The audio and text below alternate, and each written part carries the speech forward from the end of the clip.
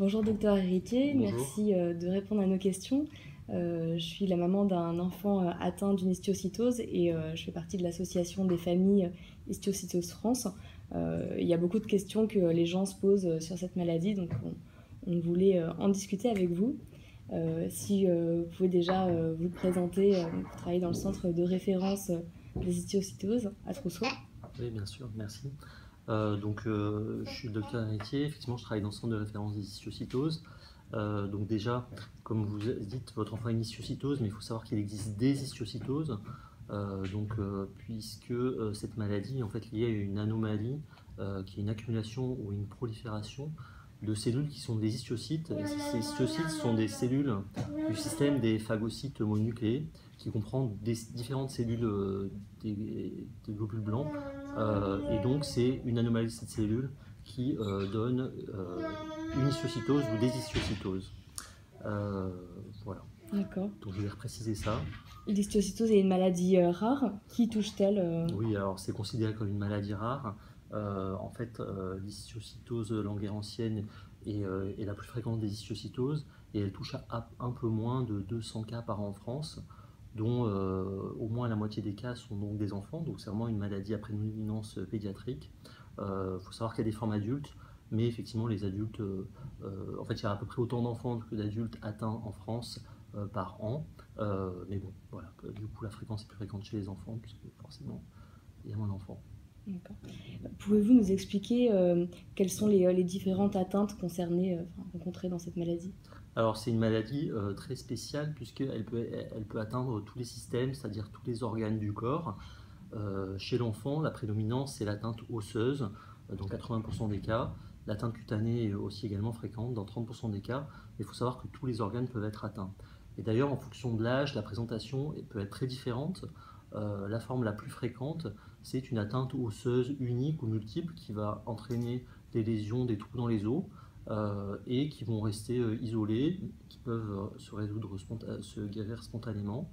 Et puis il y a une forme un peu spécifique du tout petit enfant, donc le nouveau-né nourrisson, qui se présente avec une atteinte cutanée, qui peut involuer spontanément ou qui peut être associée à d'autres atteintes qui sont des atteintes des organes à risque, qui sont le foie, la rate ou une atteinte de la moelle osseuse, une atteinte hématologique, et qui représente cette fois-ci par contre une atteinte grave qui peut mettre en danger la vie de l'enfant. Donc vraiment une présentation clinique très polymorphe, avec des atteintes qui peuvent être bénignes, autorégressives, peu symptomatiques, et puis des atteintes très symptomatiques, très bruyantes, qu'on peut rencontrer chez le petit enfant. A noter que chez l'adulte, l'histiocytose langerhanienne, elle se manifeste essentiellement au niveau des poumons, et puis ça touche donc l'adultes jeunes fumeurs. En revanche, chez l'enfant, il n'y a aucun facteur de risque qui a été déterminé, et on ne sait pas exactement pourquoi certains enfants vont avoir cette maladie et d'autres non. En tout cas, il n'y a pas de cause héréditaire, c'est-à-dire que un enfant qui a une histiocytose, il n'y a quasiment aucune chance pour que d'autres membres de sa famille vont l'avoir. D'accord. Il semblerait qu'il y ait certains cas où la maladie régresse d'elle-même. Quels sont les cas dans lesquels un traitement est nécessaire et quels sont dans ces cas-là les traitements utilisés? Alors c'est tout à fait juste, en fait, dans un peu moins de la moitié des cas, il va n'y avoir besoin d'aucun traitement. Alors peut-être un traitement symptomatique si la personne présente des douleurs, mais c'est une maladie qui va avoir une tendance spontanée à l'autorégression, donc dans l'histiocytose langerhanienne. Et donc on va se contenter de surveiller l'évolution, donc une atteinte osseuse, une atteinte cutanée, et voir un petit peu comment cela évolue.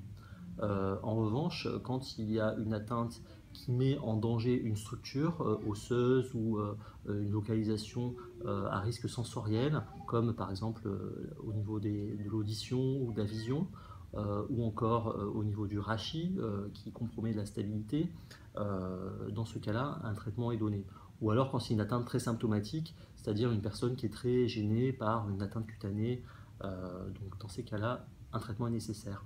Enfin, pour les formes du jeune nourrisson dont je vous ai parlé antérieurement, avec une atteinte vraiment diffuse et très symptomatique de plusieurs organes, dans ces cas-là, il y a évidemment une indication systématique à un traitement, puisque la moelle osseuse ne fonctionne plus et enfin, voilà, la présentation est très, mais on peut mettre en jeu la vie de l'enfant. Ok. Les traitements sont en général donc des chimiothérapies pour les atteintes dites à risque. Voilà, alors dans les traitements, ces 30 dernières années, il y a eu des progrès, puisqu'avant on ne savait pas exactement comment traiter cette maladie. On sait qu'il y a des chimiothérapies cytotoxiques qui sont efficaces dans cette maladie, qui sont la vinblastine, essentiellement associée à des corticoïdes, et puis il y a d'autres médicaments de type chimiothérapie cytotoxique qui sont utiles. Et donc pour en tout cas en pédiatrie, le traitement première ligne sera systématiquement, si besoin d'un traitement, si besoin d'un traitement spécifique, l'association vinblastine-corticoïde. Ça commence par 7 semaines de traitement, et puis on évalue est-ce que le patient répond ou ne répond pas. S'il répond, on poursuit le traitement pour une durée totale de 1 an, avec une injection de ce traitement juste une fois toutes les 3 semaines.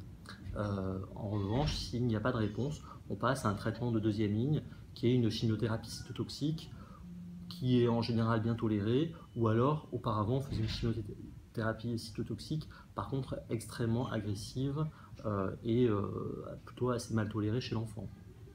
Ok. Combien de temps en général ces traitements sont-ils nécessaires? Est-ce qu'on peut espérer guérir de cette maladie? Est-ce qu'on rencontre souvent des rechutes? Alors, disons que le taux de mortalité dans cette maladie est extrêmement faible. Déjà, il y a beaucoup de formes qui régressent spontanément, et puis grâce à l'efficacité des traitements, qui sont efficaces dans 75-80% des cas, on obtient quand même des réponses, et ainsi on permet d'éviter, en tout cas, le risque de mortalité est quasiment nul, et puis on permet d'éviter un certain nombre de séquelles. La durée du traitement, comme je vous l'ai dit, avec l'association vinblastine corticoïde, c'est à peu près 1 an.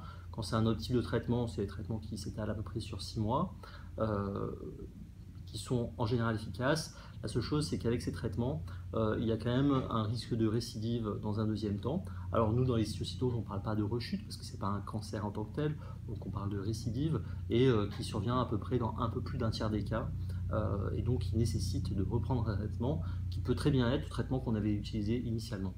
Mais effectivement, c'est une maladie qui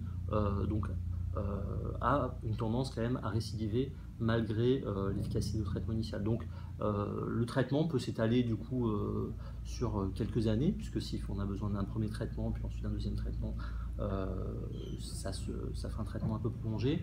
Mais ce qu'il faut savoir, c'est qu'au bout d'un certain nombre d'années, de toute façon, la maladie va s'éteindre et ne récidivera pas. Donc au bout d'un certain temps, la maladie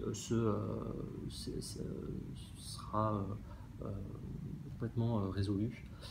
C'est une maladie qui, avec le temps, aura tendance à ne plus récidiver. Donc on guérira de cette maladie, oui.